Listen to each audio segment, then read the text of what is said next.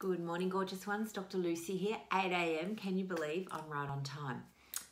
My camera for some reason has me looking over there, but if I don't look, I feel a bit weird. So apologies for the fact that I'm not quite looking straight at you. It's an absolutely stunning day here in Melbourne, which is rare, but whatever, I'm actually totally embracing it. What I'm talking to you about today is insulin resistance. It is one of the cornerstones of our practice in reversing metabolic disease, helping people lose weight, and really preventing future health problems along the way. And sometimes we forget that insulin resistance, it's a kind of weird word. And I guess what I want to do today is actually explain what does it mean. So the summary, a lot of people know about insulin. Insulin's a hormone made in our pancreas. It's there to move glucose, which we also refer to as sugar, remove glucose from our blood into our muscles so that we can use that glucose then for energy. Now, the thing is that for some people, and genetics plays a little bit of a part in here, our body requires more and more insulin to do that job. The word resistance, in some ways I kind of think it could be called tolerance. We're insulin tolerant, which means that we become, our muscles become tolerant to the effects of insulin, so our pancreas has to make more and more to do the same job. Now the thing is, this can be going on for years and you have no idea. I call it, it's kind of like what's going on under the hood, if you like. Under the hood in our body, pancreas just doing its job. The pancreas's job is to basically produce insulin because we want to keep our blood sugar between 4 and 6. It's allowed to go up when we've eaten and then it needs to come back down because prolonged high glucose in our blood is toxic to our cells. So that's why the problems happen with diabetes. We get damage to our eyes, to our kidneys, to our feet, to our nerves, really affecting almost every system within our body. Diabetes is a global, don't know if that's a word. Anyway, it's a whole body disease. So our body, our beautiful pancreas is trying to, just pressing that button on the thingy, our beautiful pancreas is trying to prevent our body from getting diabetes. Now, there's a few side effects to having too much insulin in your blood. Okay, first of all, one, you don't know. Secondly, insulin's other job, it's got a number of jobs, as we've talked about, you will hear me banging on. Insulin's other job is it's a fat storing hormone. It stops fat breakdown.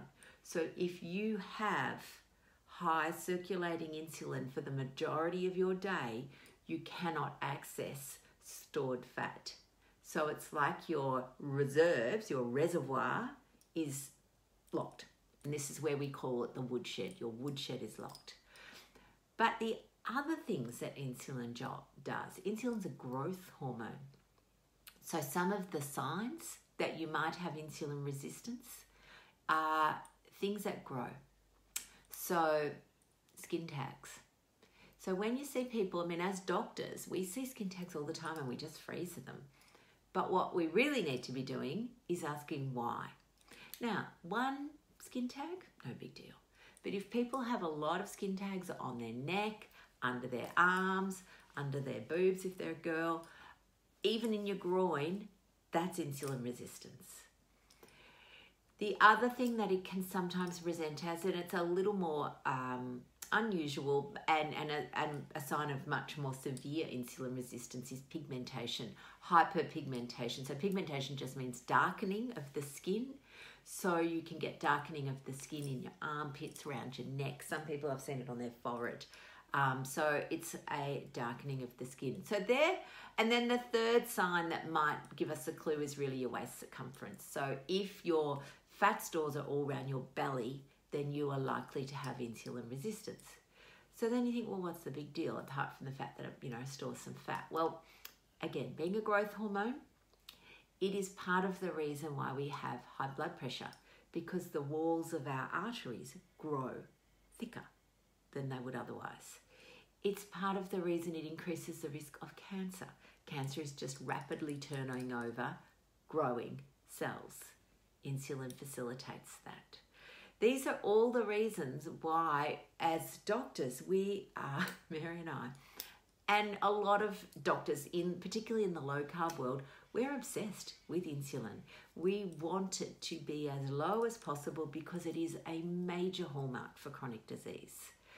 So when we talk about insulin resistance, imagine sort of insulin tolerance. It's a little bit like when you have alcohol, and if you drink heavily, your body becomes quite tolerant to the effects. When you remove the alcohol, your body becomes more, open to the effects. You know, you go from drinking a slab a day to being a one-pot screamer, so to speak. So it's the same with insulin. We can reverse this resistance merely, and this is the beauty, merely by reducing the carbohydrates, so reducing the work the pancreas has to do. When you reduce the work the pancreas has to do, it doesn't need to make as much insulin. That gives your tissues a chance to become sensitive again. We call it insulin sensitive. So I am insulin resistant. Mary is insulin resistant. It's part of my family history. I have I guess it is a strong family history of type 2 diabetes. My dad has type 2 diabetes, my aunts, a couple of cousins. It's on one side of the family. I didn't know I was insulin resistant until I was doing what I used to do, you know, eating healthily, eating, my idea of a healthy lunch, because again, going to work, I needed to take things that didn't require a lot of prep. I would take a bag of muesli to lunch at the start of the week, untoasted. I would take a bag of frozen mango, and I would take a big tub of yogurt. And I would have this for lunch, and it would be a huge bowl because I was starving and I wasn't, losing any weight. Everybody would be telling me how virtuous I was for eating this beautiful, healthy, air quotes, lunch. It was not helping me at all. I was insulin resistant. All that was doing, that giant load of carbohydrate, unprocessed and all as it was still going straight into my woodshed, worsening my insulin resistance. Had I continued down this path, I would have ended up with type 2 diabetes. Instead, I lead a low-carb lifestyle. I've reversed my insulin resistance. My path to diabetes is no longer. I've reversed my future health. And that, my loves, is what we want for everybody. We want you thriving in beautiful, healthy lifestyle. And honestly, for insulin resistance, it really does come down to that simple fact that we need to reduce our carbohydrate. And the problem is, I don't know, in Australia, it's about, depending on your age group too, as you get older, you get more insulin resistant. Tomorrow I'm going to talk about who are the insulin resistant groups, who is likely to become insulin resistant, what are the things that we can do to reverse it apart from just changing our diet, because there's other things in there as well.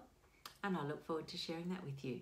Have the most beautiful day, lovelies. I'm actually thrilled with today. I'm bursting with excitement because it is beautiful sunshine and I don't know, just in a good mood. So have a wonderful day. Bye, sweets.